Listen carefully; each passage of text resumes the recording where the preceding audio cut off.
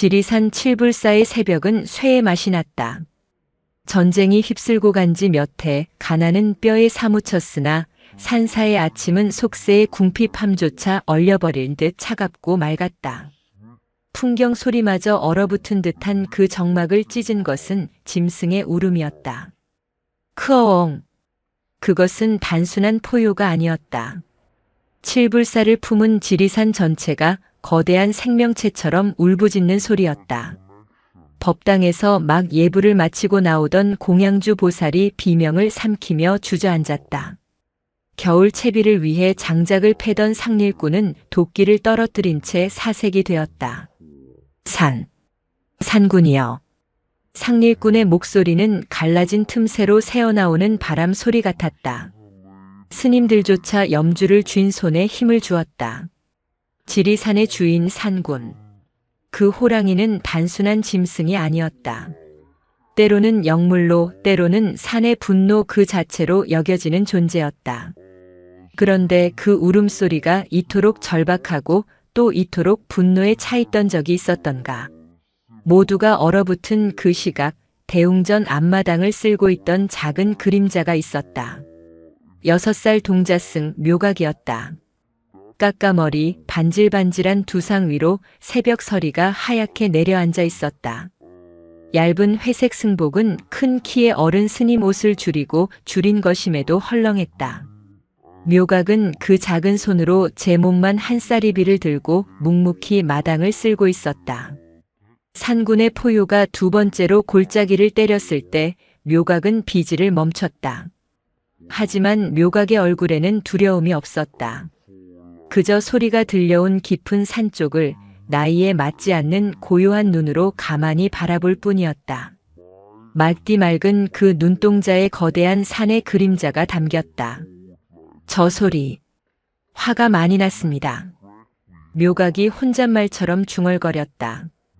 그 목소리를 들은 사람은 아무도 없었다. 같은 시각 칠불사에서 10리쯤 떨어진 아랫마을 화계면의 어느 토담집. 문틈으로 새어든 산군의 울음소리에 방 안의 사내가 벌떡 일어났다. 사내의 이름은 강칠이었다. 방 안은 짐승의 피비린내와 역한 술 냄새, 그리고 말라붙은 가죽 냄새로 진동했다. 전쟁터에서 굴러먹던 버릇 그대로 그는 짐승처럼 살고 있었다. 벽에는 멧돼지 가죽과 너구리 털 가죽이 아무렇게나 널려 있었다. 저놈이 기어이. 강칠은 벽에 걸린 엽총을 집어들었다. 전쟁에서 살아남은 자의 표독스러움이 그을린 뺨 위로 번뜩였다. 그는 한쪽 다리를 조금 절었고 웃을 때면 뺨의 흉터가 기괴하게 일그러졌다. 그는 전쟁이 끝난 후에도 전쟁을 끝내지 못한 사내였다. 그에게 산군은 영물도 산의 주인도 아니었다. 그저 돈이 될 가장 크고 비싼 가죽일 뿐이었다. 그래, 울어라. 실컷 울어도 그 가죽은 오늘 밤 내 것이 될 테니. 강칠은 엽총의 총신을 마른 천으로 닦아내며 낄낄거렸다. 그의 눈에는 짐승보다 더한 탐욕이 이글거렸다. 그는 이미 몇 날 며칠 산군의 뒤를 밟고 있었다. 그리고 오늘 밤이 결전의 날임을 직감했다. 칠불사에서는 아침 공양이 시작되었다. 가난한 산사였기에 공양이라야 멀건 죽 한 그릇과 무 조각이 전부였다. 스님들은 산군의 울음소리 때문에 뒤숭숭한 마음을 애써 누르며 무건 속의 수절을 들었다. 묘각은 제 앞에 놓인 죽그릇을 물끄러미 바라보고 있었다. 묘각아, 어서 들거라. 맞은편에 앉은 노스님 지광이 낮은 목소리로 말했다. 지광 스님은 칠불사의 가장 큰 어른이자 갓난아기 때 절 앞에 버려진 묘각을 거둬들인 스승이었다. 스님. 묘각이 수저를 들지 않고 물었다. 네. 산이. 웁니다. 지광 스님의 눈이 가늘어졌다. 다른 스님들은 어린아이가 무서워서 그런가 보다 하고 넘겼지만 지광은 묘각의 비범함을 알고 있었다. 저 작은 아이는 때때로 사람의 마음속 근심을 짚어내거나 심지어는 말 못하는 짐승의 기운을 느끼는 듯 했다. 산도 때로는 우는 법이지. 겨울이 깊어 배가 고픈 게야. 지광은 애써 묻어나게 답했다. 아닙니다. 묘각은 고개를 저었다. 배가 고파서 우는 소리가 아닙니다. 무섭고 아파서 우는 소리입니다. 지광 스님은 대답 대신 묘각의 머리를 가만히 쓰다듬었다. 이 아이의 눈에는 무엇이 보이는 것일까? 공양이 끝나고 묘각은 낡은 툇마루에 웅크리고 앉았다. 손에는 아침에 주운 작은 새 한 마리가 들려 있었다. 지난밤 몰아친 한파에 얼어붙어 처마 밑으로 떨어진 모양이었다. 날개 한쪽이 꺾여 피가 맺혀 있었다. 묘각은 깎아머리를 한 제 작은 머리를 새에게 가까이 가져다 댔다. 그리고는 얇은 승복 소매로 새를 감싸고 입김을 호 불어넣었다. 괜찮다. 괜찮다. 곧 봄이 온다. 6살 아이가 할 법한 행동이었지만 그 모습은 어딘가 달랐다. 마치 늙은 의원이 상처 입은 환자를 돌보듯 그 손길에는 고요하고 굳건한 힘이 실려 있었다. 그때였다. 절 마당으로 화개면에 촐로 하나가 쌀 한 마를 이고 헐레벌떡 뛰어들어왔다. 공양미를 바치러 온 길이었지만 그의 얼굴은 공포 그 자체였다. 스님, 지광 스님, 큰일 났습니다. 지광 스님이 법당에서 나오자 촐로가 다리에 힘이 풀린 듯 주저앉으며 외쳤다. 강칠이 그놈이 기어이 산군을 잡는다고 총을 메고 산으로 들어갔습니다. 오늘 밤에 끝장을 본다고. 아미타불. 지광 스님의 입에서 탄식이 터져 나왔다. 다른 스님들의 얼굴도 하얗게 질렸다. 그 미련한 놈. 산군을 건드리면 온 마을이 재앙을 입을 것을.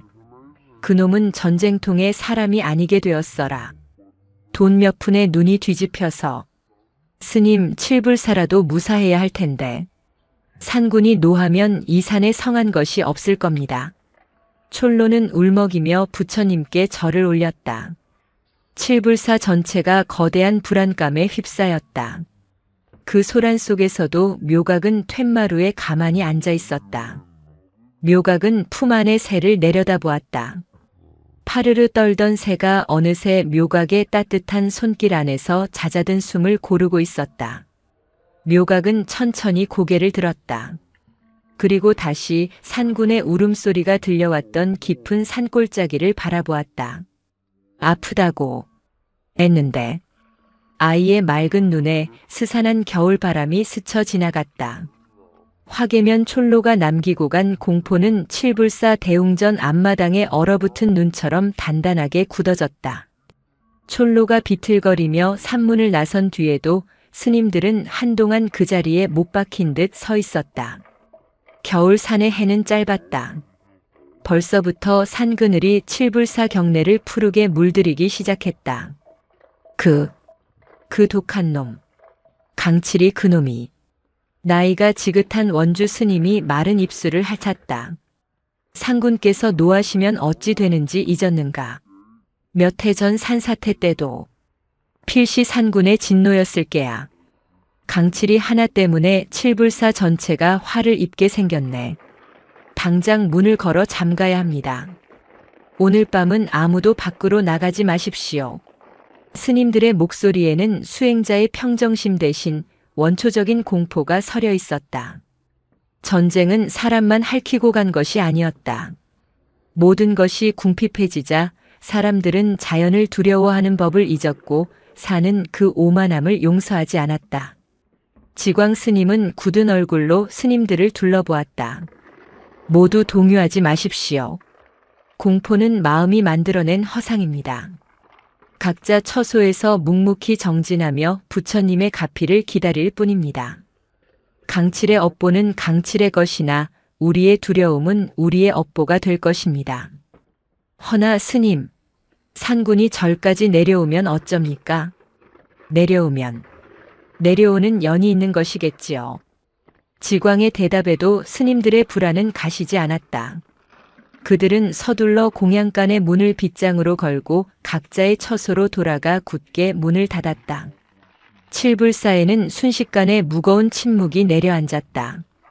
그 모든 소란의 중심에서 묘각은 여전히 툇마루에 앉아 있었다. 품 안의 작은 새는 이제 묘각의 체온에 안정을 찾았는지 가늘게 숨을 내쉬고 있었다.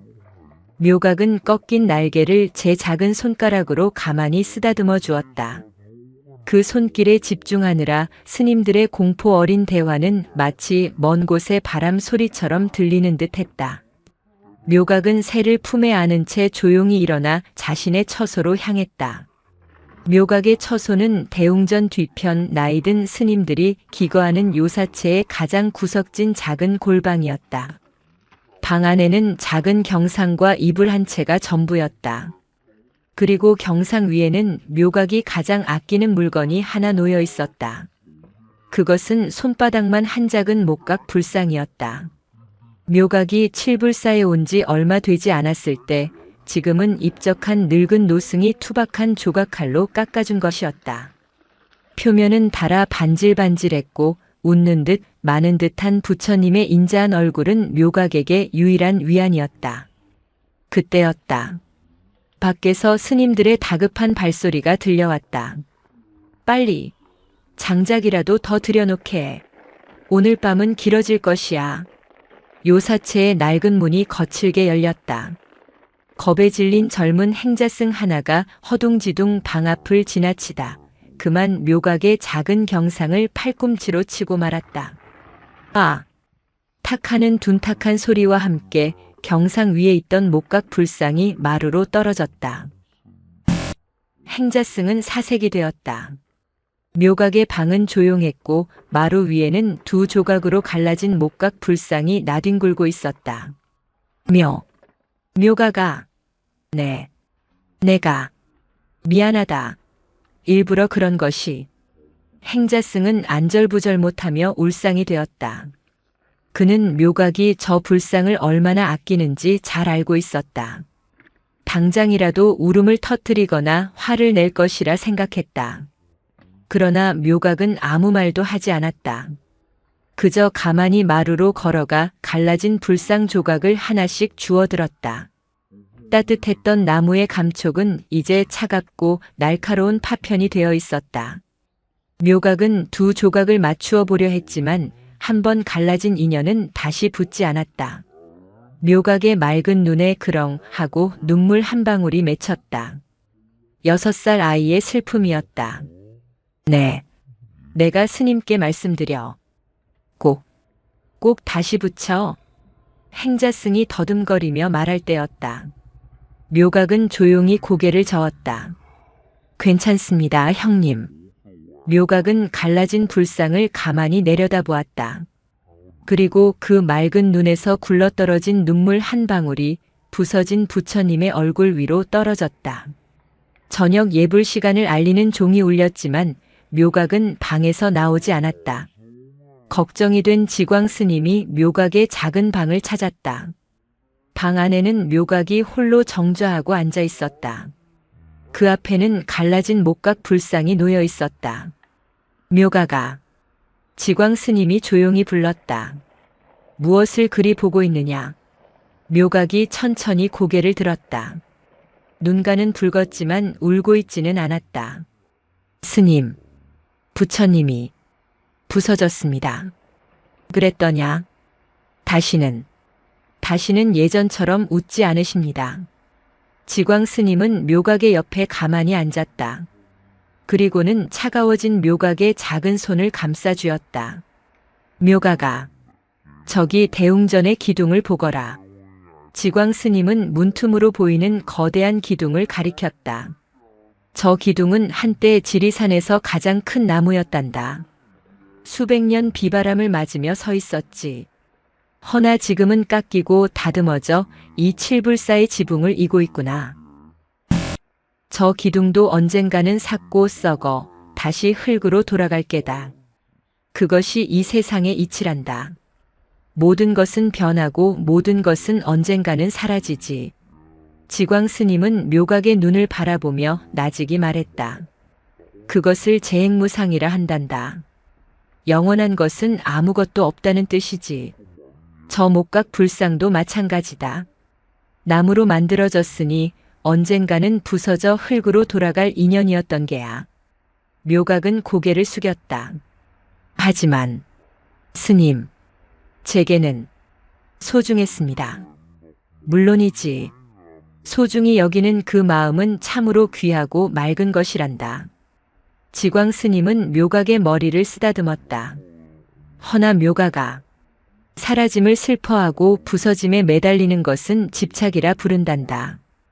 부처님은 저 나무 조각 안에 계신 것이 아니다. 지광 스님은 묘각의 작은 가슴에 손을 얹었다. 부처님은 모든 것이 변한다는 것을 아는 묘각의 맑은 마음 안에, 그리고 저 차가운 나무 조각조차 소중히 여겼던 너의 따뜻한 마음 안에 계신 것이야.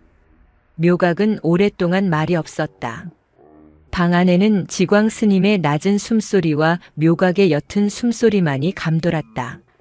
한참 뒤 묘각은 부서진 불상 조각을 조심스럽게 두 손으로 모아 쥐었다. 스님, 알겠습니다. 묘각은 자리에서 일어났다. 그리고는 품 안에 소중히 지키고 있던 작은 새를 꺼냈다. 어느새 새는 기운을 차렸는지 묘각의 손바닥에서 푸드덕거리려 애를 썼다. 묘각은 문을 열고 밖으로 나갔다. 해는 이미 지고 산의 냉기가 칼날처럼 파고들었다.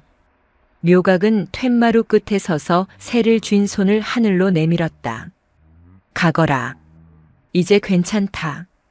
새는 잠시 묘각의 손을 망설이듯 쪼다가 이내 날개를 펴고 어둠 속으로 날아갔다. 묘각은 새가 사라진 검은 하늘을 한참이나 바라보았다. 그리고는 부서진 목각 불상을 들고 요사체 뒤편의 오래된 감나무로 향했다. 그곳은 묘각이 아끼던 것들을 묻어주던 자리였다. 묘각은 작은 손으로 차가운 땅을 파고 불상 조각을 나란히 뉘었다. 흙을 덮고 작은 돌멩이로 무덤을 만들었다. 묘각은 두 손을 가지런히 모아 합장했다. 부처님, 편히 쉬십시오. 슬픔은 사라지고 그 자리에는 6살 아이의 것이라고는 믿기 힘든 고요한 평온함이 내려앉았다. 묘각은 내려놓음을 배웠다. 그때였다. 크르르릉. 아주 가까운 곳에서 짐승의 낮은 울음소리가 들려왔다. 낮에 들었던 분노의 포효가 아니었다. 그것은 고통에 찬 신음소리였다. 묘각은 감나무에 기댄 채 소리가 들려오는 산 쪽을 바라보았다. 스님들이 걸어 잠근 칠불사의 산문 너머, 어둠이 삼킨 지리산의 능선. 묘각은 부서진 불상을 묻은 흙을 털고 일어섰다. 이제 아픈 이를 도울 차례입니다. 어느새 칠불사 경내에는 눈발이 흩날리기 시작했다. 강칠이 산에 들어간 지 반나절, 지리산의 밤은 이제 막 시작되고 있었다. 지리산의 밤은 짐승의 아가리처럼 검고 차가웠다. 강칠은 앙상한 나뭇가지 사이로 교묘하게 몸을 숨긴 채 엽총의 개머리판을 뺨에 단단히 고정했다. 눈은 이미 어둠에 익숙해졌고 귀는 얼어붙을 듯 시렸지만 온 신경은 숲의 모든 소리에 열려 있었다. 후. 입김이 하얗게 얼어붙었다가 바람에 흩어졌다. 그는 전쟁터에서 배운 대로 숨을 죽이고 자신의 존재를 지웠다. 강칠은 최고의 사냥꾼이었다. 그리고 오늘 밤 그의 사냥감은 지리산의 신이라 불리는 상군이었다. 신이라. 흥. 신도 총알 앞에서는 짐승일 뿐이지. 그의 탐욕은 두려움을 잡아먹고 자라났다. 저 거대한 호랑이의 가죽.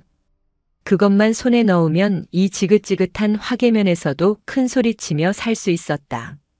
눅눅한 토담집 대신 기와를 얹은 집을 사고 읍내 주막에서 외상술도 마음껏 마실 수 있으리라. 전쟁이 그에게서 빼앗아간 모든 것을 저 가죽 한 장이 보상해 줄 것만 같았다. 그는 낮에 들었던 포효 소리를 떠올렸다. 그것은 분명 분노의 찬 소리였지만 강칠의 귀에는 어딘가 절박함이 섞여 들렸다. 덫에 걸렸거나 아니면 상처를 입었거나 강칠은 며칠 전 산군의 길목이라 생각되는 골짜기에 몰래 덫을 놓아두었다. 사람이 쓰는 덫이 아니라 멧돼지나 곰을 잡는 거대하고 강력한 쇠덫이었다. 만약 산군이 그것을 밟았다면 낄낄 생각만 해도 짜릿했다. 그는 피냄새를 맡고 있었다. 비록 흩날리는 눈발이 냄새를 지우고 있었지만 짐승을 잡는 사냥꾼의 감각은 저 호랑이가 부상을 입었다고 속삭이고 있었다. 그는 조심스럽게 눈 쌓인 비탈을 미끄러지듯 내려갔다. 발소리를 죽이기 위해 그는 집신 대신 낡은 군화를 천으로 겹겹이 감싸고 있었다. 1시간쯤 지났을까? 강칠은 마침내 자신이 덫을 놓았던 장소에 도착했다. 그리고 그는 환호성을 삼켜야 했다. 찾았다. 눈 위에 선명하게 찍힌 거대한 발자국. 그리고 그 주변으로 낭자한 핏자국. 쇠덫은 처참하게 부서져 한쪽으로 나뒹굴고 있었다. 덫을 고정해둔 나무 밑동이 통째로 뽑혀나갈 뻔했다. 산군은 덫에 걸렸지만 그것을 제 힘으로 부수고 빠져나간 것이었다. 하지만 대가가 있었다. 강칠은 눈 위에 떨어진 검붉은 핏덩이를 손가락으로 찍어 냄새를 맡았다. 아직 따뜻하다. 멀리 가지 못했다. 앞발이든 뒷발이든 한쪽 다리가 성치 못할 터.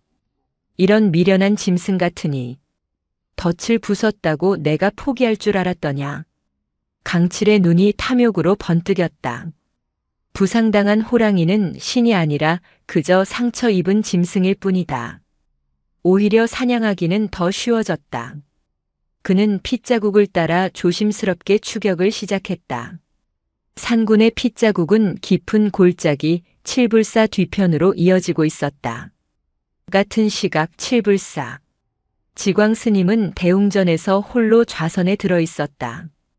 그러나 마음은 천근만근 무거웠다. 스님들은 모두 처소의 문을 굳게 닫고 공포에 떨고 있었다. 밖에서는 눈발이 점점 거세지며 바람소리가 짐승의 울음처럼 변해가고 있었다. 강칠의 탐욕이 결국 피를 부르는구나. 업보가 참으로 무섭다. 부디 부처님 칠불사의 스님들과 아랫마을 사람들이 화를 입지 않게. 그때였다. 지광 스님은 무언가 불길한 예감에 눈을 번쩍 떴다. 묘가? 평소라면 이 시간에 곤히 잠들어 있어야 할 아이. 지광 스님은 홀린 듯 일어나 묘각의 골방으로 향했다. 방문은 살짝 열려 있었다. 묘가가. 방 안은 텅 비어 있었다. 싸늘한 밤 공기가 휑하게 감돌았다. 이불은 갠 그대로였다. 묘가가. 묘가가. 지광 스님의 목소리가 다급해졌다. 그는 요사체를 뛰쳐나왔다. 그리고 공양간 옆 채마밭으로 나가는 작은 쪽문을 발견했다. 문이 열려 있었다. 빗장이 풀린 채. 그리고 갓 쌓이기 시작한 얇은 눈 위로 어둠 속으로 향하는 작은 발자국이 선명하게 찍혀 있었다. 맨발이었다. 아, 아미타불. 이 아이가. 지광 스님의 얼굴이 하얗게 질렸다. 이 눈보라 치는 밤에 저 어린 것이 그것도 맨발로 산으로 들어갔단 말인가. 묘가가. 묘가가. 지광 스님은 이성을 잃고 소리쳤다. 그는 급히 법당으로 달려가 두꺼운 솜 누비옷을 걸치고 등롱에 불을 붙였다. 모두 나오시오. 묘가기가. 묘가기가 사라졌소. 지광 스님의 절박한 외침에 공포에 떨며 문을 닫고 있던 스님들이 하나둘 놀라 뛰쳐나왔다. 스님, 그게 무슨... 묘가기가 산으로 들어간 듯하오. 어서 찾아야 하오. 산이라니요. 이 밤에 산군이. 한 스님이 말을 잇지 못하고 입을 막았다. 공포가 절망으로 바뀌는 순간이었다.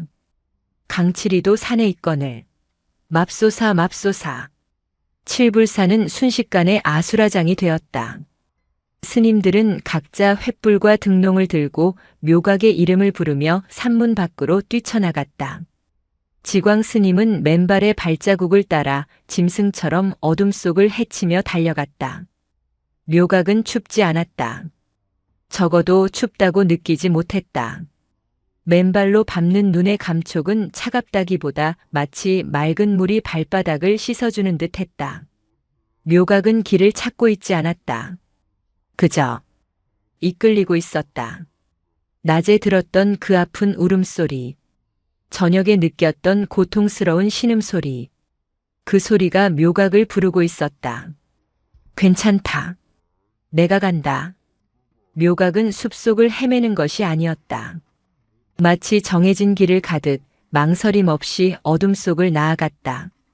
바람이 얇은 승복을 매섭게 핥히었지만 묘각의 마음은 부서진 불상을 묻어주었을 때처럼 고요했다. 얼마나 걸었을까? 묘각은 거대한 바위가 모여있는 골짜기 어귀에 멈춰섰다. 그리고 그는 보았다. 아, 눈 위에 낭자한 핏자국. 그리고 끔찍하게 뒤틀린 쇠덕. 묘각은 가까이 다가가 덫에 묻은 피를 바라보았다. 아침에 들었던 산군의 울음소리가 다시 귓가에 맴돌았다. 그것은 분노가 아니었다. 덫에 걸린 짐승의 처절한 비명이었다. 아팠구나. 많이. 아팠구나. 묘각은 차가운 쇠덫을 가만히 쓰다듬었다. 그때였다. 크르르르르. 등 뒤. 아니, 바로 머리 위 바위에 서였다. 묘각이 천천히 고개를 들었다. 어둠보다 더 짙은 어둠 속에서 두 개의 안광이 굶주린 불꽃처럼 타오르고 있었다. 거대한 그림자가 바위 위에서 묘각을 내려다보고 있었다. 산군이었다. 한쪽 앞발을 절뚝이며 피를 흘리고 있었다. 산군은 덫을 부수고 빠져나왔지만 치명상을 입었다. 그리고 지금 자신의 상처를 확인하러 온 작은 인간 아이를 노려보고 있었다. 분노와 고통에 이성을 잃은 짐승은 당장이라도 묘각을 찢어밟길 기세였다. 묘각은 달아나지 않았다. 그저 산군을 올려다볼 뿐이었다. 맑은 눈동자에 타오르는 두 개의 안광이 비쳤다. 크어. 산군이 으르렁거리며 앞발을 내디디려던 찰나. 어디 있느냐? 이 망할 놈의 짐승. 골짜기 아래쪽에서 거친 목소리와 함께 눈 밟는 소리가 들려왔다. 횃불의 불빛이 이쪽을 향해 다가오고 있었다. 강칠이었다. 묘각은 고개를 돌려 다가오는 횃불을 보았다. 그리고 다시 고개를 들어 고통받는 산군을 보았다. 6살 동자승은 탐욕의 눈먼 사냥꾼과 상처 입고 분노한 산군 사이에 홀로 서 있었다. 골짜기를 울리는 강칠의 거친 목소리와 횃불의 등장은 상처 입은 산군의 마지막 인내심을 끊어놓았다. 크르르르르. 캬악. 산군이 바위 위에서 몸을 일으켰다. 쇠덫에 찢긴 앞발에서 피가 쏟아졌지만 고통은 분노에 완전히 삼켜진 뒤였다. 거대한 몸체가 뿜어내는 살기는 골짜기의 눈보라를 압도했다. 그것은 죽음을 각오한 짐승의 경고였다. 강칠은 그 위세의 순간 움찔했으나 이내 탐욕이 공포를 눌렀다. 허! 저기 있었구나. 다리까지 절뚝이는 주제에. 그의 눈에는 오직 핏자국과 저 거대하고 값비싼 가죽뿐이었다. 그는 엽총을 어깨에 단단히 견착했다. 횃불빛에 산군의 황홀한 줄무늬가 번뜩였다. 이런 횡재가. 그때 강칠은 발견했다. 자신과 호랑이 사이 그 살기등등한 대치의 정중앙에 무언가 작은 것이 서 있었다. 웬 놈이냐? 처음에는 작은 바위나 나무 그루터기인 줄 알았다. 그러나 횃불빛이 흔들리자 그것이 얇은 승복을 입은 아이임을 알았다. 까까머리의 맨발이었다. 웬 동자승이? 강칠은 제정신인가 싶었다. 이 눈보라치는 한밤중에 지리산 가장 깊은 골짜기에서 그것도 피에 굶주린 호랑이의 바로 코앞에 아이가 서 있다. 이놈아, 죽고 싶어 환장했느냐? 썩 비켜라. 강칠이 고함을 질렀다. 당장이라도 총을 쏘아야 하는데 아이가 정확히 조준선 한가운데에 서 있었다. 산군 역시 혼란스러운 듯 했다. 자신을 아프게 한 인간 강칠이 다가오고 있는데 그보다 훨씬 작고 무해해 보이는 또 다른 인간 묘각이 제 앞을 가로막고 있었다. 산군은 으르렁거리며 묘각과 강칠을 번갈아 노려보았다. 묘각은 움직이지 않았다. 그는 강칠을 돌아보지도 산군을 올려다보지도 않았다. 그저 그 둘 사이에 마치 오래전부터 그 자리에 서 있었던 작은 석불처럼 고요히 서 있을 뿐이었다. 이 빌어먹을. 강칠은 초조해졌다. 상처 입은 짐승은 오래 기다려주지 않는다. 그는 총구를 아이의 머리 위로 살짝 올렸다. 호랑이의 심장을 노리기 위해서였다. 비키지 않으면 너도 다친다. 마지막 경고다. 그때였다. 묘각이 천천히, 아주 천천히 고개를 돌려 강칠을 바라보았다. 횃불빛이 아이의 얼굴을 비추었다. 강칠은 숨을 컥 하고 삼켰다. 그것은 아이의 눈이 아니었다. 공포도 원망도 놀람도 없었다. 그저 지리산의 겨울 하늘처럼 맑고 깊은 연못처럼 고요한 눈이었다. 그 눈은 강칠의 손에 들린 엽총을 보고 다시 강칠의 얼굴을 보았다. 사냥꾼님. 눈보라 소리를 뚫고 아이의 목소리가 얼음장처럼 맑게 울렸다. 호랑이의 목숨을 빼앗아 얻은 그 가죽이. 묘각은 잠시 숨을 골랐다. 그 순간 산군의 으르렁거림도 강칠의 거친 숨소리도 심지어 바람 소리마저 멎은 듯 했다. 과연 사냥꾼님을 따뜻하게 해줄까요? 무어. 강칠은 제 귀를 의심했다. 생명을 거둔 차가움은. 묘각은 맨발로 눈밭을 한 걸음 강칠에게로 다가섰다. 그 작은 발이 눈에 푹 파묻혔다. 그 어떤 가죽으로도 덮을 수 없는 업보가 됩니다. 순간 강칠의 머릿속이 텅 비었다. 업보라는 말. 칠불사 스님들이나 짓거리는 따분한 소리. 그는 그 말을 비웃으며 살아왔다. 전쟁터에서 사람을 죽일 때도 산짐승을 잡을 때도 업보 따위는 생각한 적이 없었다. 오직 살아남는 것, 그리고 더 많이 갖는 것뿐이었다.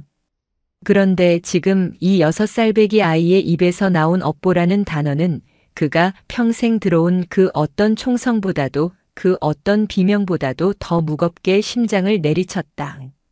네. 내 놈이 뭘 안다고. 강칠은 애써 목소리를 높였지만 총구를 쥔 손이 미세하게 떨리고 있었다. 압니다. 묘각이 담담히 대답했다. 사냥꾼님은 지금 따뜻함이 필요한 것이 아닙니다. 묘각의 눈이 강칠의 일그러진 흉터를 탐욕으로 번들거리는 눈을, 그리고 그 눈동자 깊은 곳에 숨어있는 지독한 외로움과 공포를 꿰뚫어 보았다. 사냥꾼님은 그저 울고 싶으신 겁니다. 시끄럽다. 강칠은 짐승처럼 소리 질렀다. 아이의 말이 감히 아이의 말이 자신의 가장 깊은 곳, 전쟁의 포화 속에서 썩어 문드러진 채 봉인해 두었던 상처를 정통으로 찔러왔다. 비키지 않으면 쏜다. 그는 방아쇠에 손가락을 걸었다. 묘각의 머리 위, 바위에서 산군이 마지막 도약을 준비하듯 몸을 낮추었다. 일촉즉발이었다. 묘가가. 그때 골짜기 저편에서부터 수십 개의 횃불이 다가오며 다급한 목소리들이 터져나왔다. 지광 스님과 칠불사의 스님들이었다. 저기, 맙소사, 산군이다. 묘가가, 동자승이. 스님들이 그 끔찍한 대치 장면을 목격하고 경악 속에 멈춰섰다. 강칠의 신경은 극도로 날카로워졌다. 스님들이 나타나자 퇴로가 막힌 기분이었다. 오늘 밤이 아니면 안 된다. 조바심이 탐욕을 부채질했다. 다 죽기 전에 비켜라. 강칠은 묘각을 밀치고 총을 쏘기 위해 한 걸음 내디뎠다. 바로 그 순간이었다. 강칠이 묘각을 향해 거친 손을 내뻗은 순간. 크앙! 산군이 더 이상 참지 못했다. 고통과 분노로 이성을 잃은 짐승은 저 작은 생명체가 자신을 보호하려 했음을 어렴풋이 느꼈다. 그리고 이제 그 작은 생명체가 위협받자 산군은 바위 위에서 포탄처럼 몸을 날렸다. 목표는 강칠이었다. 아! 산군이! 스님들이 공포에 질려 비명을 질렀다. 강칠은 반사적으로 총구를 돌렸지만 이미 늦었다.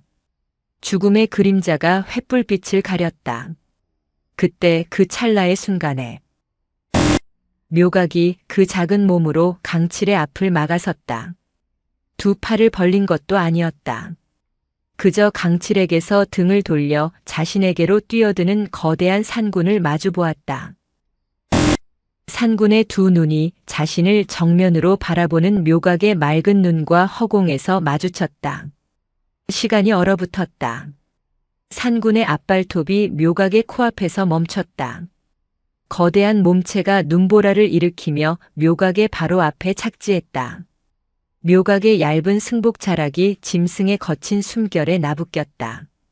크르르, 크르르. 산군은 당장이라도 묘각을 찢을 듯 으르렁거렸다. 그러나 묘각은 눈 하나 깜빡하지 않았다. 아팠구나. 묘각이 말했다. 자신을 죽이려 드는 짐승에게가 아니라 마치 오래 앓은 도반에게 말하듯. 이제 괜찮다. 묘각은 천천히, 아주 천천히 제 작은 손을 내밀었다. 그리고는 산군의 피 흘리는 앞발 쇠덫에 찢겨 너덜너덜해진 상처 근처에 가만히 가져다 대었다. 산군의 으르렁거림이 잦아들었다. 고통으로 타오르던 눈빛이 아주 미세하게 흔들렸다. 짐승은 이 작은 생명체에게서 어떠한 적이도 공포도 느낄 수 없었다.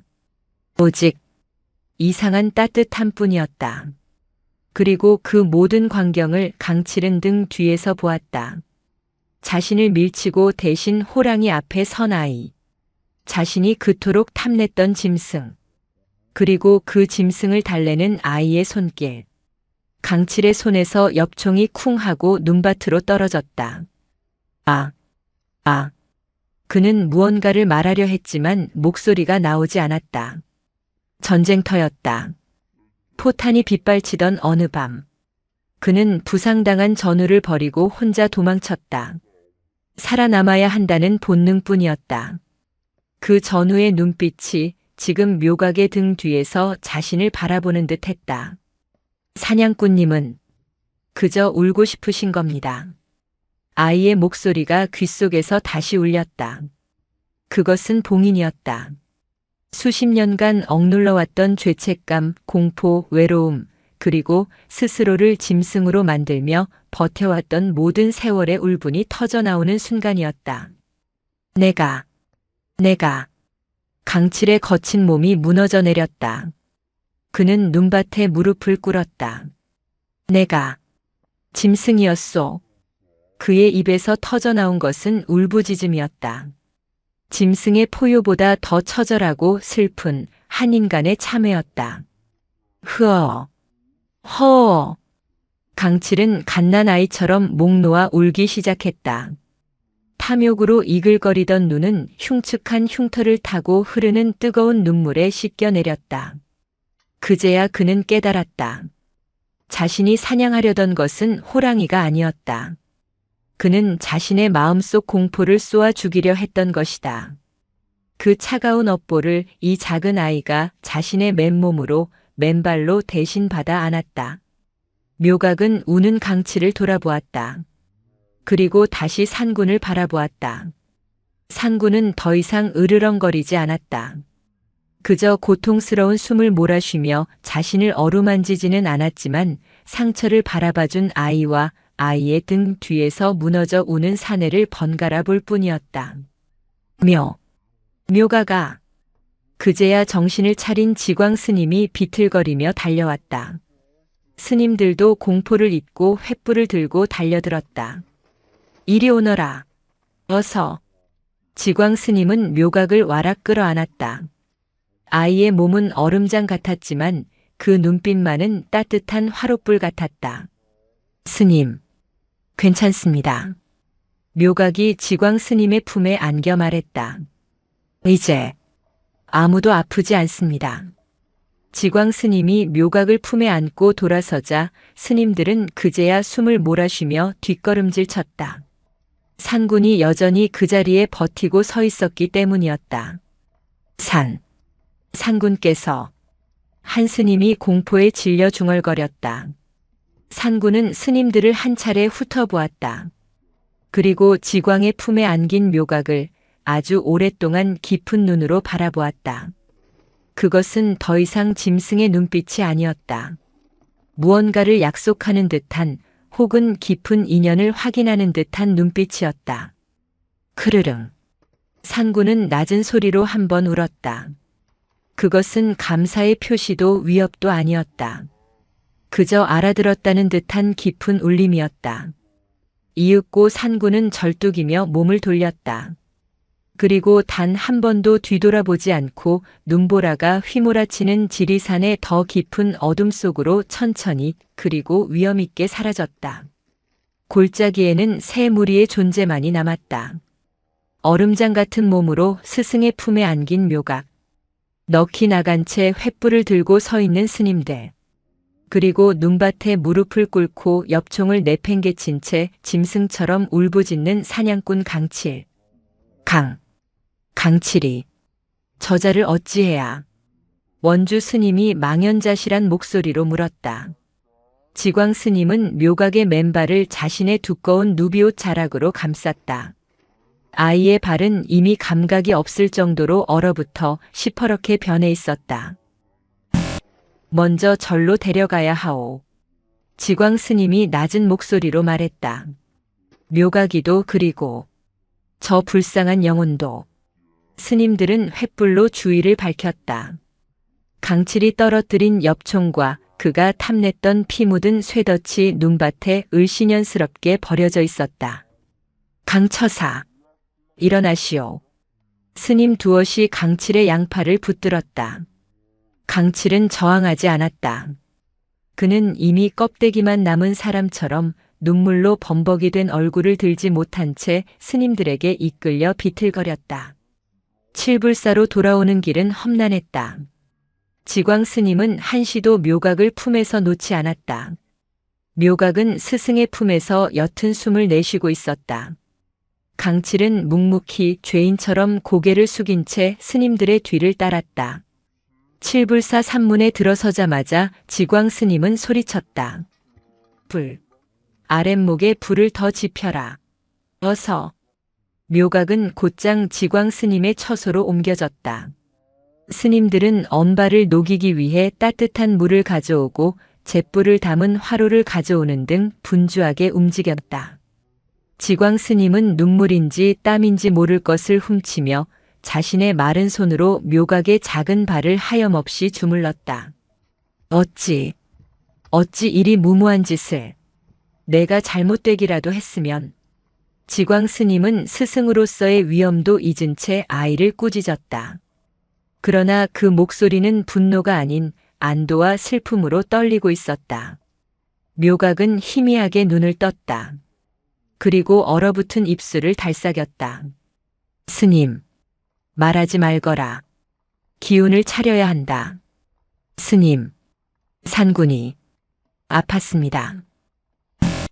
그리고 저 사냥꾼님도. 묘각은 가쁜 숨을 몰아쉬며 말했다. 마음이 많이 아팠습니다. 전쟁에서 많은 것을 잃었습니다. 지광 스님은 묘각의 발을 주무르던 손을 멈췄다. 그리고 자신의 작은 제자를 경이로운 눈으로 바라보았다. 이 아이는 그저 짐승의 고통만을 본 것이 아니었다. 그 짐승을 죽이려 했던 사냥꾼의 그 영혼의 고통까지도 꿰뚫어 본 것이었다. 그것은 6살 아이의 자비가 아니었다. 그것은 이미 깨달음의 경지였다. 지광 스님은 아무 말 없이 묘각의 머리를 쓰다듬었다. 그리고 눈을 감고 조용히 합장했다. 같은 시각 강칠은 칠불사 대웅전의 차가운 마룻바닥에 엎드려 있었다. 스님들은 그에게 따뜻한 방을 내어주려 했으나 그는 고개를 저었다. 그는 횃불도 엽총도 버리고 온 그 모습 그대로 부처님 앞을 떠나지 않았다. 그는 울음을 그쳤지만 온몸은 사시나무 떨듯 떨고 있었다. 탐욕으로 번들거리던 눈은 텅 비어 있었다. 그는 자신이 저지른 업보의 무게를 그리고 그것을 대신 받아낸 작은 동자승의 맨발을 떠올리며 몸서리쳤다. 강칠은 아무 말도 아무런 행동도 하지 않았다. 그저 엎드려 있을 뿐이었다. 눈보라가 그치고 지리산에 다시 한번 쇠의 맛이 나는 새벽이 밝아오고 있었다. 칠불사에는 그날 밤 짐승의 울음소리도 사냥꾼의 고함소리도 아닌 한 남자의 조용한 참회와 한 동자승의 고른 숨소리만이 고요하게 내려앉았다. 그날 밤 칠불사를 휩쓸었던 공포의 폭풍이 잦아들자 지독한 정적이 찾아왔다. 그것은 평화가 아니라 거대한 사건 뒤에 찾아오는 탈진과도 같은 침묵이었다. 지리산의 새벽은 그날도 어김없이 쇠의 맛이 나는 냉기를 머금고 밝아왔으나 칠불사의 공기는 전과 같지 않았다. 묘각은 지광 스님의 방 아랫목에서 꼬박 사흘을 앓았다. 지광 스님은 단 한순간도 아이의 곁을 떠나지 않았다. 칠불사에서 가장 연로한 스승은 제자를 간호하는 늙은 어미의 심정으로 돌아가 있었다. 묘각의 맨발은 끔찍했다. 살을 애는 듯한 한기에 얼어붙었던 발은 방의 온기에 녹아들면서 검붉은 색으로 퉁퉁 부어올랐다. 아이는 끓는 듯한 열에 시달리며 얕은 잠과 신음을 반복했다.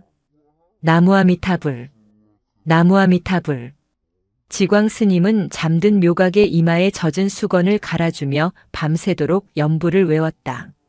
스님의 연불 소리에는 묘각의 쾌유를 비는 간절함뿐만 아니라 그날 밤 자신이 목격한 경이로운 광경에 대한 깊은 경외심이 묻어 있었다.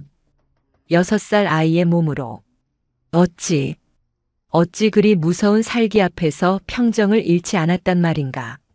저 아이는 진정 부처님의 가피를 입고 태어난 아이인가. 지광은 묘각의 작은 얼굴을 내려다보았다. 고열에 시달리면서도 아이의 자는 얼굴은 고통스럽다기보다 어딘가 먼 곳을 여행하는 듯 평온했다. 다른 스님들의 마음도 복잡하기는 마찬가지였다. 그들은 공양간에 모여 앉아 끓인 숭늉으로 얼어붙은 속을 달래면서도 쉬이 입을 열지 못했다. 그날 밤 그들이 느낀 것은 산군에 대한 공포만이 아니었다. 그 공포의 정점에서 자신들을 구원한 것은 대웅전의 거대한 불상도 수십 년 쌓아온 자신들의 수행도 아닌 가장 어리고 약한 동자승 묘각이었다. 묘각이는 괜찮을까? 원주 스님이 낮은 목소리로 물었다. 지광 스님께서 밤새 돌보고 계시네. 허나 발이 동상이 심하여. 한 스님이 말을 흐렸다. 자칫 발을 쓰지 못하게 될 수도 있다는 절망적인 가능성이 모두의 마음을 무겁게 눌렀다. 그 아이가 아니었다면 우리 중 누구 하나는 필시 산군의 밥이 되었을 게야. 아니, 그 강칠이라는 자에게 목숨을 잃었을지도 모르지. 스님들은 그제야 대웅전 마룻바닥에 웅크리고 있는 사내를 떠올렸다. 강칠. 그는 그날 밤 스님들에게 이끌려 절에 들어온 이후 꼼짝도 하지 않았다. 스님들이 덮으라고 준 두꺼운 솜니불도 마다하고 그는 대웅전의 싸늘한 나무 바닥에 이마를 대고 엎드린 채 마치 죽은 사람처럼 미동도 하지 않았다. 처음에는 그를 향한 분노와 경멸을 감추지 못했던 스님들도 하루가 지나고 이틀이 지나자 그 거대한 참회 앞에 숙연해지지 않을 수 없었다. 그는 먹지도 마시지도 자지도 않았다. 그저 엎드린 채 자신의 업보를 온몸으로 받아내고 있었다. 저자를 어찌해야 한단 말인가. 아랫마을로 돌려보내야 하는가? 돌려보낸들 제정신으로 살 수 있겠는가? 그 눈을 보았네. 이미 산 사람의 눈이 아니었어. 바로 그때 지광 스님이 지친 기색으로 공양간 문을 열고 들어섰다. 스님, 묘각이는 열이 조금 내린 듯하네. 스님들의 얼굴에 안도의 빛이 스쳤다. 지광 스님은 말없이 숭늉 한 사발을 들이켜고는 굳은 얼굴로 원주 스님을 바라보았다. 대웅전에 있는 자는 어찌하고 있소? 미동도 없습니다. 저러다 얼어 죽거나 굶어 죽을까 염려됩니다. 지광 스님은 깊은 한숨을 내쉬었다.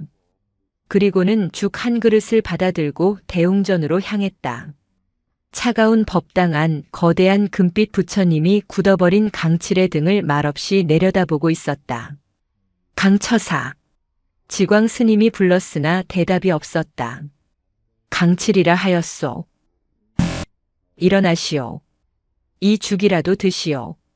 여기서 죽는다고 지은 업이 사라지는 것이 아니오. 그제야 강칠의 등이 미세하게 떨렸다. 그는 천천히, 아주 천천히 마치 녹슨 기계처럼 몸을 일으켰다. 스님들은 그 얼굴을 보고 다시 한번 놀랐다. 불과 며칠 전 짐승처럼 번뜩이던 탐욕과 살기는 온데간데 없고 텅 비어버린 잿빛 눈동자만이 남아있었다.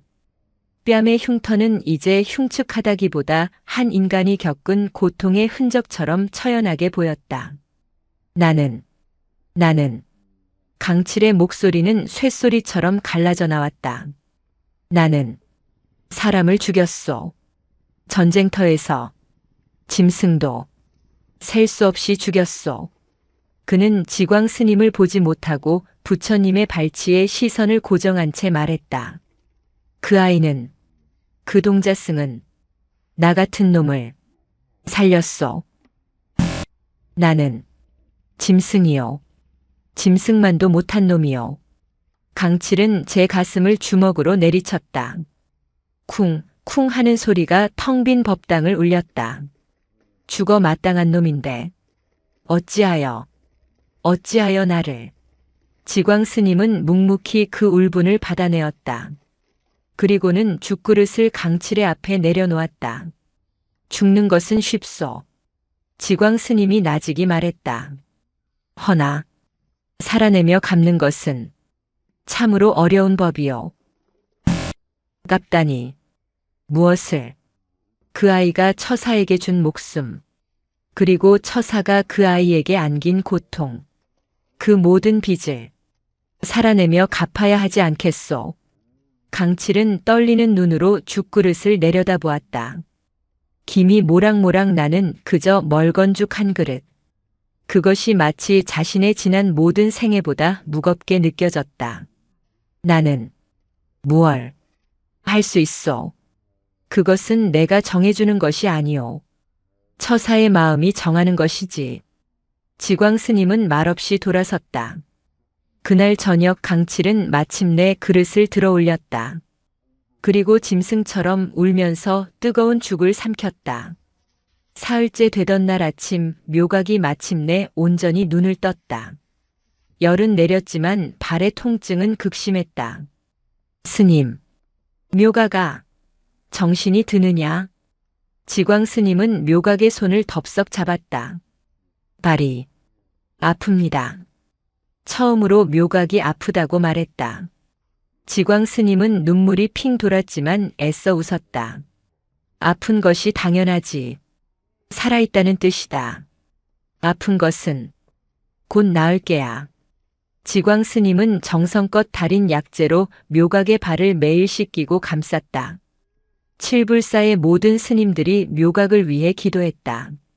그리고 강칠은 그날부터 칠불사의 꾸준히를 도맡아 하기 시작했다. 그는 말이 없었다. 그저 새벽 예불이 시작되기 전에 일어나 뒷간을 치우고 산더미 같은 장작을 패고 공양간에 물을 길어 항아리를 채웠다. 스님들은 처음에는 그를 어색하게 대했지만 그의 묵묵한 노동 앞에서 차츰 경계를 풀었다. 강칠의 손은 엽총을 쥐던 손이라고는 믿기지 않을 만큼 투박하고 거칠어졌지만 그 손은 더 이상 무언가를 빼앗지 않았다. 그저 묵묵히 칠불사의 일상을 지탱하는 노동을 이어갔다. 그의 뺨에 있던 흉터는 여전했지만 그 눈빛은 텅 빈 잿빛에서 참회의 불씨가 타는 흑빛으로 변해가고 있었다. 그렇게 한 달이 지났다. 묘각은 마침내 지팡이를 짚고 밖으로 나올 수 있게 되었다. 동상 입은 발은 다행히 썩어 문드러지지는 않았으나 깊은 흉터를 남겼고 걸음걸이가 조금 부자연스러워졌다. 묘각은 그날 장작을 패고 있는 강칠에게로 천천히 걸어갔다. 쿵, 쿵. 도끼질 소리가 칠불사에 규칙적으로 울렸다. 강칠은 땀으로 흠뻑 젖어 있었다. 묘각이 다가오는 것을 느꼈지만 강칠은 차마 고개를 들지 못했다. 그는 도끼질을 멈췄다. 자신을 살린 생명의 은인, 그러나 자신이 죽일 뻔했던 그 아이 앞에서 그는 숨조차 제대로 쉴 수 없었다. 정적이 흘렀다. 강칠은 도끼 자루를 쥔 채 고개를 숙였다. 그때 묘각이 말했다. 사냥꾼님, 손이 참 따뜻해 보이십니다. 강칠은 고개를 번쩍 들었다. 묘각은 강칠이 쥐고 있는 도끼 자루, 땀과 노동으로 반질반질해진 그 손을 바라보고 있었다. 따뜻하다. 자신의 손은 피로 얼룩지고 탐욕으로 차가웠던 손이었다. 그런데 저 아이는 따뜻하다고 했다. 아, 아. 강칠의 눈에서 참회 이후 처음으로 뜨거운 눈물이 다시 쏟아졌다. 그것은 더 이상 절망의 울부짖음이 아니었다. 그것은 구원이었다. 강칠은 도끼를 내려놓고 그 자리에 무릎을 꿇었다. 그리고 흙바닥에 이마를 대고 어린 동자승을 향해 자신의 업보를 씻어준 그 자비를 향해 소리 없이 절을 올렸다. 묘각은 그저 맑은 눈으로 겨울을 이겨내고 새롭게 태어나는 한 영혼을 말없이 바라볼 뿐이었다. 지리산의 모진 겨울이 가고 화개면 골짜기마다 섬진강의 물안개와 함께 연분홍 벚꽃이 피어나는 봄이 왔다. 칠불사에도 봄 기운이 완연했다. 꽁꽁 얼어붙었던 계곡물이 다시 소리를 내기 시작했고 처마 밑에는 새들이 날아와 부산스레 집을 지었다. 묘각의 발은 많이 좋아졌다. 아직 절뚝거리기는 했지만 지팡이 없이도 경내를 거닐 수 있게 되었다. 아이는 예전처럼 툇마루에 앉아 햇볕을 쬐거나 새로 돋아나는 풀들을 가만히 들여다보곤 했다. 강칠은 칠불사에 완전히 녹아들었다. 그는 강처사로 불리며 칠불사의 꾸준히를 도맡는 부목이 되었다. 그는 여전히 말이 없었고 필요 이상으로 스님들이나 묘각의 눈을 마주치려 하지 않았다. 하지만 그의 존재는 칠불사에 없어서는 안 될 것이 되었다. 그의 우직한 노동은 가난한 산사의 살림에 큰 보탬이 되었다. 그가 유일하게 마음을 여는 순간은 묘각을 멀리서 바라볼 때였다. 어느 날 강칠은 자신의 거칠어진 손으로 나무를 깎고 있었다. 지난 겨울 자신이 깨트렸던 묘각의 작은 목각 불상이 마음에 걸렸기 때문이었다. 엽총을 쥐던 손으로 조각칼을 쥐는 것은 몹시 서툴렀다. 몇 번이고 손을 베었지만 그는 멈추지 않았다. 그렇게 한 달쯤 지났을까. 그는 마침내 작은 목각 불상을 완성했다. 투박하고 표정도 어설펐지만 정성이 가득 담긴 불상이었다. 그는 툇마루에 앉아있는 묘각에게 다가갔다. 묘각이 고개를 들자 강칠은 말없이 두 손으로 공손하게 불상을 내밀었다. 묘각은 불상을 받아들었다. 그리고는 환하게 웃었다. 참, 닮았습니다. 사냥꾼님 마음을 참 닮았습니다. 강칠은 그 말뜻을 다 헤아릴 수 없었으나 묘각의 맑은 웃음에 그저 고개를 숙일 뿐이었다. 한편 그날 밤의 사건 이후 칠불사에는 또 다른 변화가 생겼다. 바로 산군이었다. 스님들은 더 이상 산군의 울음소리를 두려워하지 않았다. 아니, 산군은 그날 이후 칠불사 근처에서는 울음소리를 내지 않았다. 대신 스님들은 산군의 존재를 느끼기 시작했다. 봄나물이 한창일 때였다. 젊은 행자승 둘이 나무를 캐러 갔다가 그만 길을 잃고 낯선 골짜기로 접어들었다. 해는 저물어가고 겁에 질린 행자승들은 울상이 되었다. 어찌하느냐. 이러다 짐승이라도 만나면. 저기. 그때 저편 바위 위에 거대한 호랑이가 앉아 있는 것을 발견했다. 산군이었다. 힉. 행자승들은 그 자리에 주저앉았다. 그러나 산군은 공격할 뜻이 없어 보였다. 그저 묵묵히 그들을 바라볼 뿐이었다. 크르릉.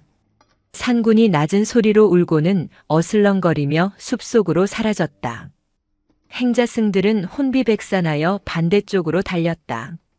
그리고 한참을 달리다 보니 거짓말처럼 칠불사로 내려오는 익숙한 오솔길이 나타났다. 산군께서 우리를. 그들은 깨달았다. 산군이 길을 알려준 것이었다. 또 한 번은 묘각이 홀로 절 뒤편 숲길을 산책하고 있었다. 지광 스님은 늘 너무 멀리 가지 말거라 하고 당부했지만 묘각은 숲의 기운을 느끼는 것을 좋아했다. 묘각이 작은 다람쥐를 쫓아 덤불 속으로 들어갔을 때였다. 발밑에서 사사삭 하는 소리와 함께 맹독을 품은 살모사 한 마리가 따리를 틀고 묘각을 향해 고개를 치켜들었다. 묘각이 숨을 멈춘 순간 어디선가 바람보다 빠른 그림자가 덮쳤다. 퍽 하는 둔탁한 소리와 함께 뱀의 머리가 거대한 앞발에 지시겨졌다. 산군이었다. 산군은 뱀의 사체를 확인하고는 묘각을 한 차례 쓱 돌아보았다. 그리고는 아무 일도 없었다는 듯 덤불 속으로 소리 없이 사라졌다. 묘각은 그 자리에 서서 산군이 사라진 쪽을 향해 가만히 합장했다. 이런 일들이 몇 차례 반복되자 칠불사의 스님들은 산군을 더 이상 두려워하지 않게 되었다. 그들은 산군을 칠불사의 수호신 혹은 묘각의 도반이라 여기기 시작했다. 묘각 역시 산군의 존재를 자연스럽게 받아들였다. 아이는 때때로 자신의 공양에서 찐 감자 한 알이나 주먹밥 반쪽을 몰래 감추어 나왔다. 그리고는 절 뒤편의 커다란 너럭바위 위에 그것을 가만히 놓고 왔다. 산군님, 시장하실까봐요. 다음 날 아침에 가보면 감자와 주먹밥은 깨끗이 사라져 있었다. 지광 스님은 그 모든 것을 묵묵히 지켜보았다. 스님, 산군님은 왜 저희를 도와주시는 걸까요? 어느 날 묘각이 물었다. 지광 스님은 묘각의 머리를 쓰다듬으며 대답했다. 그것이 인연이란다, 묘각아. 인연이요? 그렇지. 지난 겨울 너는 그저 산군을 짐승으로 보지 않고 아픔을 가진 존재로 보았지. 그리고 강처사 또한 탐욕이 아닌 고통을 가진 존재로 보았단다.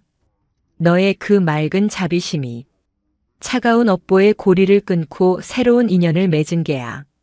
지광 스님은 묘각의 눈을 바라보았다. 산군이 너를 지키는 것은 내가 베푼 자비에 대한 보답일 수도 있고 혹은 너의 그 맑은 기운에 이끌린 것일 수도 있겠지. 중요한 것은 모든 생명은 이렇듯 보이지 않는 끈으로 연결되어 있다는 것이다. 그것이 부처님의 가르침이란다. 묘각은 고개를 끄덕였다. 그해 여름 지독한 장마가 져서 칠불사로 통하는 길이 끊겼다. 쌀이 떨어져 스님들 모두가 굶주림에 시달렸다. 그런데 어느 날 아침 공양간 문 앞에 거대한 멧돼지 한 마리가 쓰러져 있는 것이 발견되었다. 목덜미에는 선명한 이빨 자국이 남아 있었다. 스님들은 모두 산군이 사라진 숲 쪽을 바라보며 말없이 합장했다. 산군은 그렇게 인간에게 상처받았으나 인간의 자비로 구원받은 뒤 칠불사의 든든한 수호신이자 묘각의 가장 특별한 도반이 되어가고 있었다. 몇 해의 세월이 흘렀다. 묘각은 이제 10살이 넘은 소년티가 나는 동자승이 되었다. 여전히 까까머리였지만 그 맑은 눈빛은 세월만큼 깊어져 때때로 지광 스님조차 그 깊이를 헤아리기 어려울 때가 있었다. 강칠은 완전히 다른 사람이 되었다. 그는 더 이상 강처사가 아니라 법운이라는 법명을 받은 행자승이 되어 있었다. 거칠었던 뺨의 흉터는 희미해졌고 그 자리는 묵묵한 수행자의 고요함으로 채워졌다.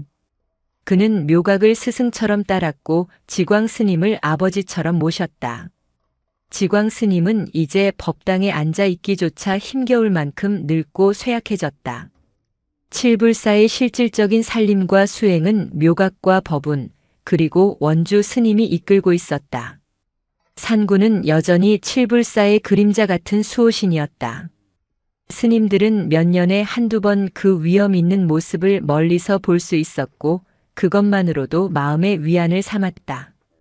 그해 여름 지리산에는 끔찍한 가뭄이 찾아왔다. 몇 달간 비 한 방울 내리지 않았다. 섬진강 바닥이 드러났고 화계면의 논밭은 거북이 등처럼 쩍쩍 갈라졌다. 지리산의 숲은 바싹 말라 작은 불씨 하나에도 온 산을 태울 듯 위태로웠다. 칠불사의 스님들은 매일같이 대웅전에 모여 비를 비는 기도를 올렸지만 하늘은 무심했다. 이러다 큰일이 나겠네. 산이 통째로 마른 장작이 되었어. 법운 강칠이 하늘을 올려다보며 중얼거렸다. 그의 묵직한 불안감은 사냥꾼 시절의 감각에서 나온 것이었다. 그리고 그 불안은 현실이 되었다. 어느 늦은 밤 아랫마을 화전민의 실화였는지 혹은 마른 하늘의 날벼락이었는지 모를 불씨가 지리산 자락에 떨어졌다. 불이야. 처음 발견한 것은 법운이었다. 칠불사에서 10리쯤 떨어진 골짜기에서 작은 불빛이 피어오르고 있었다. 스님, 불입니다. 법운의 고함 소리에 칠불사 전체가 잠에서 깨어났다. 스님들이 마당으로 뛰쳐나왔을 때 불길은 이미 걷잡을 수 없이 번지고 있었다. 저런. 바람이 이쪽으로 불고 있네. 가뭄에 바싹 마른 숲은 불길에 좋은 먹잇감이 되었다. 불은 짐승의 울음소리 같은 소리를 내며 순식간에 산등성이 하나를 집어삼켰다. 그리고 바람은 정확히 칠불사가 있는 골짜기를 향해 불고 있었다. 맙소사. 스님들은 공포에 질려 어쩔 줄 몰랐다. 모두 정신 차리시오. 지광 스님이 기력을 짜내어 소리쳤다. 법당의 불상과 경전을 먼저 챙겨야 하오. 그리고 물동이를. 어서. 스님들은 일사불란하게 움직이기 시작했다. 법운이 거대한 불상을 등에 업고 나왔고 다른 스님들은 수백 년 된 경전을 가슴에 안고 뛰었다. 묘각은 어린 행자승들을 챙기며 침착하게 대피를 도왔다. 물을 길어와야 합니다. 절 주위에 물을 뿌려야. 그러나 이미 늦었다. 타다닥. 불길은 수백 개의 뱀처럼 칠불사를 향해 혀를 날름거렸다. 불똥이 비처럼 쏟아지기 시작했다. 칠불사 외양간에 불이 붙었다. 크아! 불길은 이제 거대한 화룡이 되어 칠불사를 포위에 들어왔다. 저리자리한 골짜기는 거대한 아궁이처럼 변해가고 있었다. 안 되겠다. 모두 퇴각한다. 지광 스님이 절규하듯 외쳤다. 대피해야 하오. 뒷산 절벽길로. 어서. 칠불사의 유일한 퇴로는 사방이 불길로 막힌 지금 뒷산의 험준한 절벽을 타넘어 계곡으로 내려가는 작은 길뿐이었다. 스님들은 경전과 불상을 든 채 늙은 지광 스님을 부축하며 절벽길로 향했다. 그러나 이미 연기가 자욱해 한치 앞도 보이지 않았다. 콜록. 길이 보이지 않습니다. 뜨거워서. 더 이상. 불길은 이미 그들의 퇴로마저 막아서고 있었다. 사방이 불바다였다. 스님들은 거대한 불길의 감옥에 갇힌 셈이었다. 부처님, 저희를 버리시나이까. 원주 스님이 그 자리에 주저앉아 눈물을 흘렸다. 절망이 모두를 덮쳤다. 법우는 지광 스님을 등에 업은 채 타오르는 불길을 보며 이를 악물었다. 바로 그때였다. 묘각이 짙은 연기 속에서 무언가를 본 듯 한 곳을 응시했다. 그리고 지리산 전체가 무너질 듯한 거대한 포효 소리가 들려왔다. 쿵! 그것은 산군의 소리였다. 스님들이 경악하며 소리가 들려온 쪽을 바라보았다. 믿을 수 없는 광경이 펼쳐졌다. 거대한 불길의 장막을 뚫고 산군이 모습을 드러냈다. 온몸에 털이 그을리고 눈은 분노로 붉게 타올랐지만 그것은 불을 피하는 것이 아니라 불을 향해 돌진하고 있었다. 산군께서 산군은 스님들 앞을 스치듯 지나쳤다. 그리고는 스님들의 퇴로를 막고 있던 불타는 절벽의 한쪽으로 몸을 날렸다. 저기. 산군은 불타는 나무 기둥을 이빨로 물어뜯고 거대한 앞발로 흙더미와 바위를 무너뜨리기 시작했다. 길을 내고 있소. 법운이 소리쳤다. 산군은 불길에 갇힌 스님들을 위해 화마와 싸우며 계곡으로 내려가는 새로운 길을 억지로 만들어내고 있었다. 저쪽이다. 산군께서 길을 여신다. 모두 저쪽으로. 묘각이 스님들을 이끌었다. 산군은 스님들이 지나갈 수 있는 작은 틈을 만들고는 그 길목에 버티고 섰다. 마치 거대한 수문장처럼 스님들을 향해 덮쳐오는 불길을 제 몸으로 막아섰다. 크어엉! 산군은 하늘을 향해 포효했다. 그것은 불을 향한 경고이자 스님들을 향한 재촉이었다. 스님들은 울면서 합장하며 산군이 열어준 그 생명의 길을 향해 달렸다. 법우는 지광 스님을 업고 달렸고 묘각은 마지막까지 어린 행자승들을 챙기며 뒤따랐다. 모든 스님이 그 위험한 불길의 통로를 빠져나갔을 때 산군은 그제야 스님들을 한번 돌아보았다. 그리고 묘각과 눈이 마주쳤다.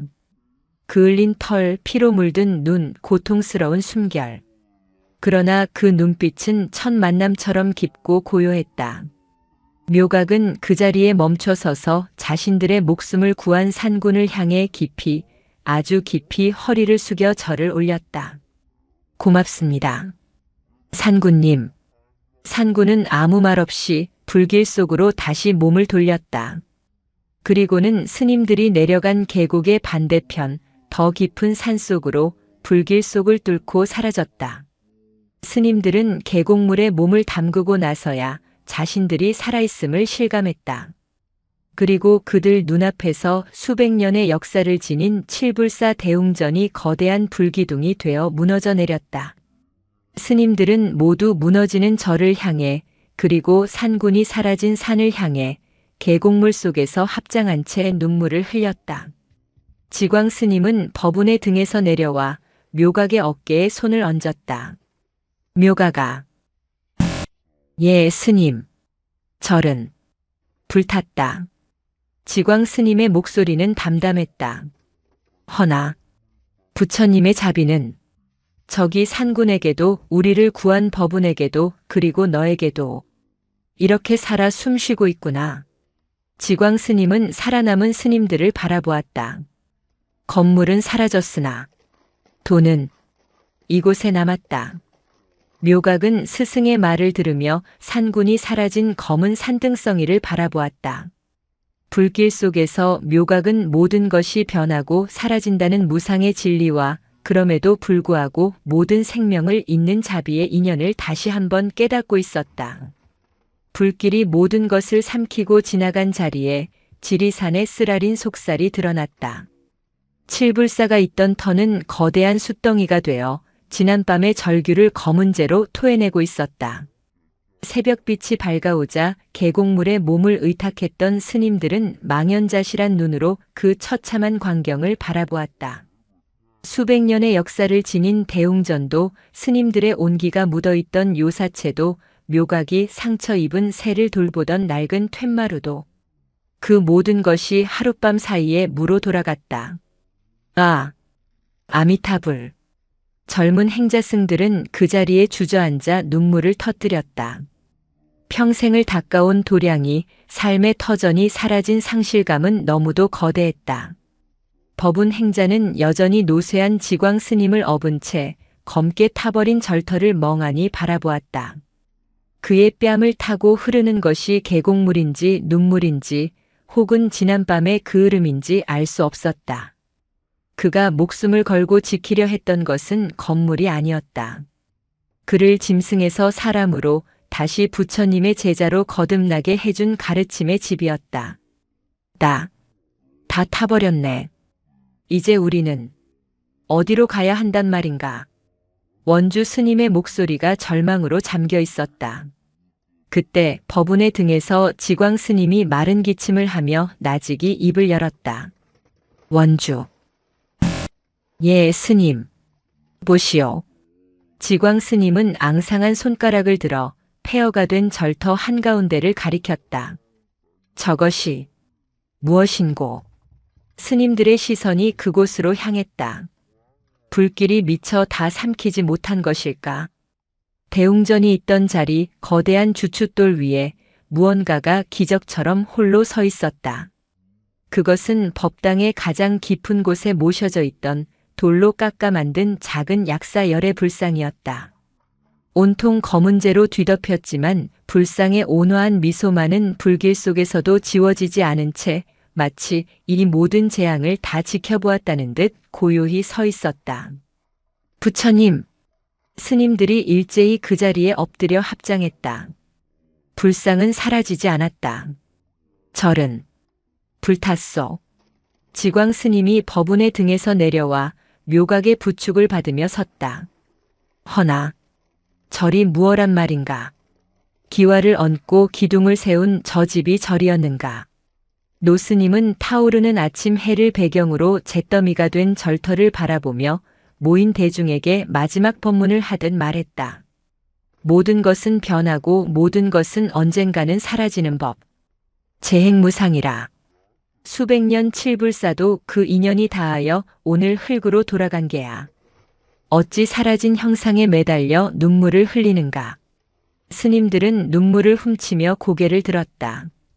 진짜 칠불사는 저 돌부처님처럼 타지도 무너지지도 않는 법이요. 지광 스님은 묘각의 어깨를 그리고 법운의 어깨를 차례로 짚었다. 산군의 희생으로 생명을 구한 이 인연 속에 자신을 버리고 스승을 구한 법운의 저 용맹한 마음 속에 그리고 불길 속에서도 모든 생명을 가엾이 여긴 묘각의 저 맑은 자비심 속에 진짜 칠불사가 살아 숨쉬고 있는 게야. 터는 이렇으나 우리는 도를 잃지 않았소. 그것이면 조카오. 지광 스님의 말에 스님들은 절망 대신 숙연함으로 다시 한번 합장했다. 그때 묘각이 조용히 입을 열었다. 스님. 그래, 묘각아. 산군님이 보이지 않습니다. 묘각의 목소리에는 깊은 슬픔이 배어 있었다. 스님들은 그제야 자신들을 구하고 불길 속으로 사라진 산군의 존재를 떠올렸다. 아, 필시. 불길을 피하지 못했을 게야. 우리를 구하느라. 묘각은 제가 식지 않아 아직도 뜨거운 열기가 올라오는 산을 바라보았다. 그 맑은 눈이 무언가에 이끌리듯 한 곳을 응시했다. 가보아야겠습니다. 묘각아, 위험하다. 아직 불씨가 남아있을 게야. 법운이 묘각을 말렸다. 아닙니다. 법운 행자님, 가야 합니다. 묘각은 단호했다. 저를 부르십니다. 법운은 묘각의 그 눈빛을 알아보았다. 그것은 몇 해 전 자신을 구원했던 그날 밤에 모든 것을 꿰뚫어 보던 그 눈빛이었다. 법운은 말없이 튼튼한 나뭇가지를 주어 묘각에게 지팡이로 건넸다. 그리고 자신이 먼저 앞장섰다. 제가 길을 열겠습니다. 스님. 두 사람은 잿더미가 된 산을 올랐다. 한때 푸르렀던 숲은 검은 뼈만 남은 묘지처럼 변해 있었다. 두 사람은 뜨거운 재를 밟으며 짐승의 흔적을 찾았다. 한참을 올랐을까. 그들은 마침내 산군을 발견했다. 그곳은 몇 해 전 묘각이 처음 산군을 마주했던 쇠덫이 놓여있던 바로 그 골짜기였다. 산군은 거대하게 불타버린 소나무 밑에 쓰러져 있었다. 온몸은 끔찍한 화상을 입었고 스님들을 위해 길을 내느라 바위와 흙을 파헤친 앞발은 피투성이었다. 호랑이는 숨을 거의 몰아쉬고 있었다. 죽음이 임박한 것이었다. 산군님, 묘각이 절뚝이며 달려갔다. 산군은 천천히, 아주 천천히 눈을 떴다. 고통으로 붉게 충혈되었지만 그 눈동자 깊은 곳에는 여전히 지리산의 영험함이 담겨 있었다. 산군은 묘각을 알아보았다. 묘각은 그 거대한 짐승 앞에 무릎을 꿇었다. 공포도 망설임도 없었다. 그저 오랜 도반의 마지막을 지켜보는 마음뿐이었다. 묘각은 자신의 작은 손을 내밀어 검게 그을린 산군의 머리를 가만히 쓰다듬었다. 아팠습니다. 그동안 참으로 아팠습니다. 묘각의 눈에서 맑은 눈물이 굴러떨어져 산군의 그을린 털 위로 떨어졌다. 이제 괜찮습니다. 산군님, 묘각은 짐승을 향해 말하는 것이 아니었다. 하나의 위대한 영혼을 향해 말했다. 저희를 구한 그 공덕으로 다음 생에는 부디 고통 없는 몸을 받아 부처님의 가르침 안에서 행복하십시오. 크르릉. 산군은 아주 옅게 마지막 숨을 내쉬었다. 그것은 포효가 아닌 깊은 안도의 한숨 같았다. 그리고는 묘각의 손길 아래서 조용히 눈을 감았다. 지리산의 주인은 그렇게 자신의 모든 것을 내어주고 열반에 들었다. 묘각은 산군의 머리에 이마를 대고 한참을 흐느꼈다. 그 모든 광경을 법운은 몇 걸음 뒤에서 숨죽여 지켜보았다. 한때 저 호랑이의 가죽을 탐했던 사냥꾼. 그는 이제 자신의 목숨을 구한 그 신성한 짐승의 죽음 앞에서, 그 짐승을 위로하는 어린 동자승 앞에서 두 손을 모아 합장하고 눈물을 흘렸다. 그의 참회는 비로소 완성되었다. 두 사람은 온종일 돌을 날라 산군의 신성한 몸 위로 무덤을 만들었다. 묘각은 마지막 돌을 얹고 법운과 함께 깊은 절을 올렸다. 칠불사를 잃은 스님들은 아랫마을 화계면으로 내려왔다. 소식을 들은 마을 사람들은 맨발로 뛰어나왔다. 한때 강치를 두려워하고 칠불사를 멀게만 여겼던 그들이었지만 이제는 아니었다. 그들은 자신들의 집을 내어주고 쌀을 나누며 스님들을 봉양했다. 재앙 속에서 산사와 속세의 경계는 무너지고 자비의 인연만이 남았다. 그해 가을 스님들은 칠불사터로 돌아왔다. 여기서 다시 시작합시다. 지광 스님이 선언했다. 기와 만장을 얹은 대웅전이 아니라 비바람만 가릴 수 있는 작은 초막이라도 줬소. 우리가 수행할 곳, 우리가 부처님을 모실 곳을 다시 만듭시다. 재건은 그렇게 시작되었다. 법운이 앞장서서 나무를 베고 기둥을 다듬었다. 전쟁터에서 사람을 죽이고 짐승을 잡던 그의 손은 이제 새로운 법당을 짓는 가장 굳건한 손이 되었다. 마을 사람들도 너도 나도 팔을 걷어붙이고 나섰다.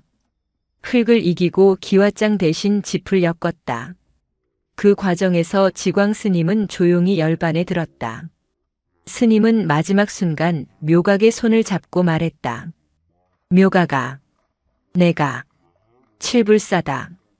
노스님은 평온한 미소와 함께 입적했다. 몇 해가 더 흘렀다. 칠불사가 있던 터에는 예전처럼 화려하지는 않지만 단정하고 굳건한 작은 법당과 요사체가 다시 들어섰다. 묘각은 이제 청년 스님이 되었다. 여전히 맑은 눈을 가졌지만 그 안에는 노스승 지광의 지혜와 산군의 영험함이 함께 깃들어 있었다. 묘각은 칠불사의 새로운 주지가 되어 사람들에게 부처님의 가르침을 전했다.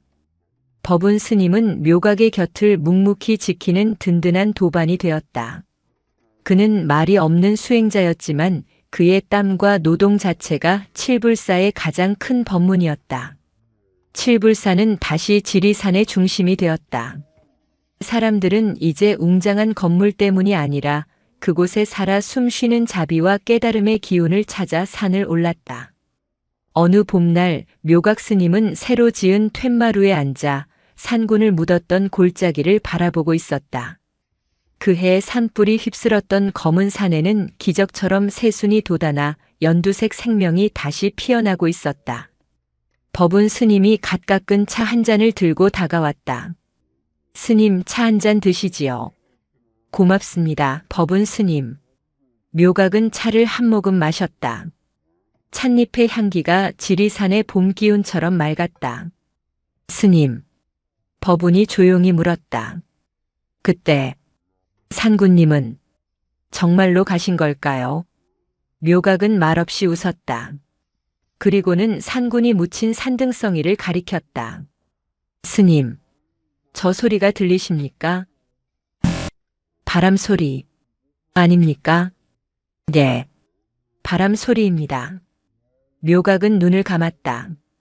바람이 칠불사를 감싸고 풍경 소리가 맑게 울려 퍼졌다. 산군님은 저 바람이 되셨습니다. 그리고 저기 새로 돋아나는 풀잎이 되셨습니다. 한번 맺은 인연은 결코 사라지지 않고 이렇듯 모습을 바꾸어 우리 곁에 머무는 것입니다. 법운은 그 말에 탐욕으로 호랑이 가죽을 탐했던 먼 과거와 그 업보를 씻어준 묘각과 모든 것을 내어준 산군과 불타버린 절터와 그리고 지금 이 순간의 평화로운 차 한 잔이 모두 하나로 연결되어 있음을 깨달았다. 지리산 칠불사에는 오늘도 탐욕의 업보를 씻어낸 참회의 바람과 모든 것을 내어준 자비의 햇살이 가득했다.